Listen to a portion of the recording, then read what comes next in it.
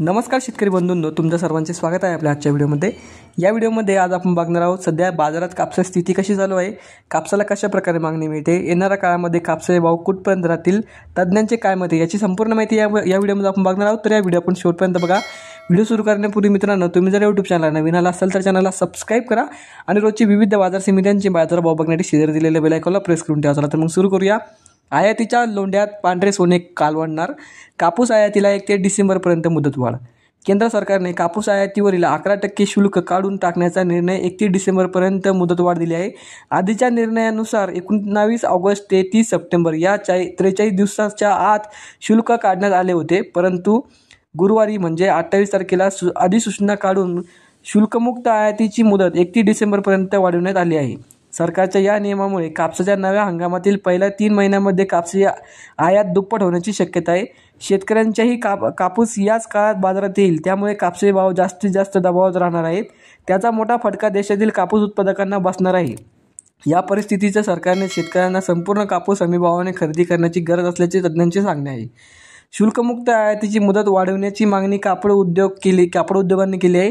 Brazil आणि आफ्रिकेतील देशांमधून कापूस आयातीसाठी 40 ते 42 दिवस लागतात। सरकारने 18 ऑगस्टला आयात शुल्क काढण्याचा निर्णय घेतला। त्यानंतर सध्याची प्रक्रिया पूर्ण होऊन प्रत्यक्ष कापूस देशात येईपर्यंत ऑक्टोबरला उजळेल, त्यामुळे आयात शुल्क काढल्याचा कोणताही फायदा उद्योगांना होणार नाही। सरकारने आयात शुल्क किमान चालू वर्षाच्या अखेरीपर्यंत काढावे, असे कापड उद्योगांच्या प्रतिनिधींनी म्हणणे आहे। कापूस भावावर दुहेरी दबाव, आयातीचे सौदे केलेला कापूस भारतात दाखल व्हायला ऑक्टोबरपासून सुरुवात होईल। नेमक्या याच काळात देशातील कापसाचा नवीन हंगाम सुरू होतो। शेतकऱ्यांना कापूस बाजारात येतो। ऑक्टोबर ते डिसेंबर या काळात शेतकरी मोठ्या प्रमाणात कापूस विकत असतात। सरकारच्या निर्णयामुळे याच काळात आयात दुप्पट होण्याची शक्यता आहे, त्यामुळे कापसाच्या भावावर यंदा दुहेरी दबाव राहणार आहे। आयातीच्या लोंढ्यात पांढरे सोने कालवणार, त्याला प्रतिसाद देत सरकारने डिसेंबरपर्यंत मुदतवाढ दिली। अमेरिकेने भारताच्या कापडावर नव्याने 50% आयात शुल्क लावल्यामुळे भारताचे कापड अमेरिकेच्या बाजारात महाग होऊन निर्णय ठप्प होण्याची भीती आहे।